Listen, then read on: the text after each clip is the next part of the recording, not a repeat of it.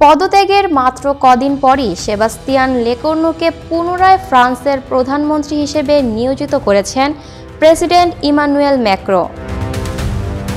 লেকর্নুকে এখন নতুন মন্ত্রিসভা গঠনের দায়িত্ব দেওয়া হয়েছে বলে শুক্রবার এক বিবৃতিতে জানিয়েছে ম্যাক্রোর কার্যালয়। লেকর্নুর এই প্রত্যাবর্তনকে একটি আশ্চর্যজনক পদক্ষেপ হিসেবে বিবেচনা করা হচ্ছে। এক মাস আগে প্রধানমন্ত্রী হিসেবে লেকর্নু যখন প্রথম নিযুক্ত হন তখন ক্রমবর্ধমান চাপের মধ্যে পড়েছিলেন তিনি। বিশেষ করে ঋণ সংকটের মধ্যে পার্লামেন্টে বাজেট পাশ করা নিয়ে বেশি সংগ্রাম করতে হয় তাকে। এরপর গত সোমবার পদত্যাগ করেন তিনি। নতুন করে দায়িত্ব নেওয়ার পর লেকর্নু এখন বেশ কয়েকটি চ্যালেঞ্জের মুখোমুখি, কারণ দেশের সংবিধানের সঙ্গে সঙ্গতিপূর্ণ আরেকটি সরকার গঠনের পাশাপাশি আগামী সোমবারের মধ্যে তাকে 2026 সালের বাজেট পেশ করতে হবে। অন্যথায় এই বছরের শেষ দিকে প্রচণ্ডভাবে বিভক্ত পার্লামেন্টে ভোট দেওয়া সম্ভব হবে না।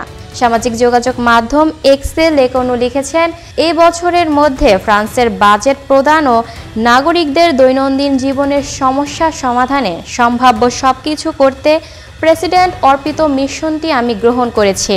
আমাদের অবশ্যই এই রাজনৈতিক সংকট ও অস্থিরতা নিরসন করতে হবে।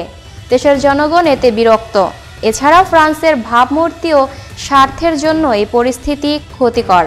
বার্তা সংস্থা এএফপি জানায়, দেশের রাজনৈতিক অচলাবস্থা নিরসনে গত কদিন ধরে রাজনৈতিক দলগুলোর সঙ্গে আলোচনা করেন প্রেসিডেন্ট ম্যাক্রো।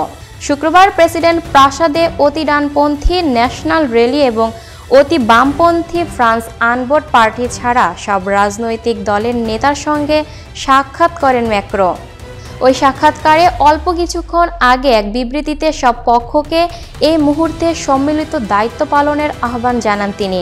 তখন মনে করা হয়েছিল সব রাজনৈতিক দল যদি ম্যাক্রোর পছন্দের প্রার্থীর পক্ষে সমাবেশ না করে তবে তিনি পার্লামেন্ট ভেঙে দিতে পারেন। Lucky Akhter, people voice television, Dhaka.